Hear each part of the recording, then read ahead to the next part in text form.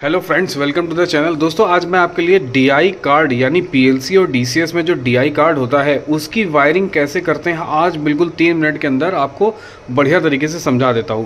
तो दोस्तों, होता क्या है, सबसे पहले आप ये बेसिक चीज़ ध्यान में रख लीजिए कि दोस्तों आपके जो डीआई कार्ड होता है उसमें कार्ड में एक ही वायर आता है। दोस्तों, ये जो कार्ड है ये 16 चैनल का कार्ड है, 16 चैनल का कार्ड है और आप यहाँ देख रहे होंगे एक एक एक एक करके 16 वायर आ रहे हैं, यानी ये 16 इनपुट आ रहे हैं और एक ही वायर आ रहा है। अब एक वायर क्यों आ रहा है, इसको हम पहले डायग्राम आपको दिखा देते हैं और उसके बाद आपको पीछे पैनल पे ले जाते हैं कि उसकी वायरिंग कैसे हुई है। पहले वायरिंग डायग्राम दिखाते हैं। तो ये देखिए दोस्तों, कंप्यूटर स्क्रीन पे आपको मैंने डायग्राम बना के दिखा दिया है। डायग्राम में क्या है दोस्तों, वो जो मैं कार्ड दिखा रहा था वो कार्ड ये है। अब मान लेते हैं मैं एक चैनल नंबर 1 का एग्जांपल ले लेता हूं।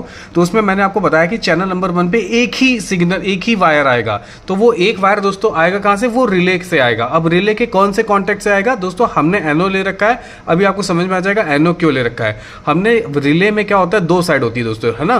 रिले में एक साइड होता है आपका जिसमें इनपुट पावर का कनेक्शन होता है और एक साइड कॉन्टेक्ट होते हैं। तो हमने क्या किया, कॉन्टेक्ट साइड में से 2 चीजें उठाई हैं, एक कॉमन उठाया है और एक एनओ उठाया दोस्तों। और आपको पता है डीआई कार्ड कैसे समझेगा कि इसमें फील्ड से सिग्नल आ गया। जब डीआई कार्ड के किसी भी चैनल पे 24 वोल्ट सप्लाई पहुंच जाती है तो वो चैनल एनर्जाइज हो जाता है और डीसीएस को पता चल जाता है कि ये इनपुट हेल्दी हो गया है।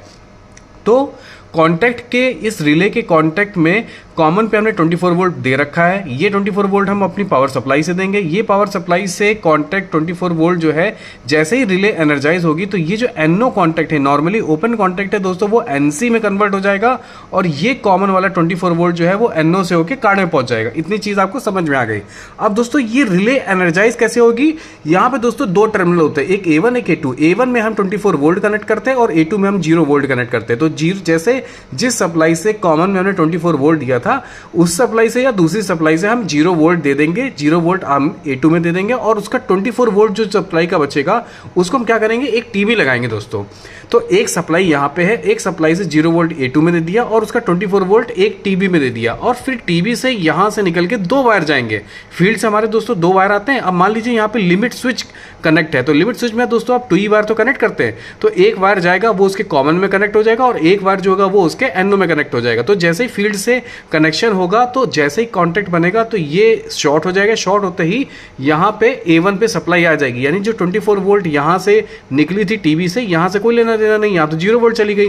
24 वोल्ट टीबी से निकलेगी, टीबी से फील्ड से घूमते हुए हमारे A1 पे आ जाएगी और जैसे ही हमारी ये रिले जो है एनर्जाइज हो जाएगी, एनर्जाइज होते ही ये कॉन्टैक्ट से 24 वोल्ट फिर से ये कॉन्टैक्ट से होते हुए एनसी बनते हुए हमारे कार्ड में चला जाएगा और हेल्दी हो जाएगा। चलिए हम आपको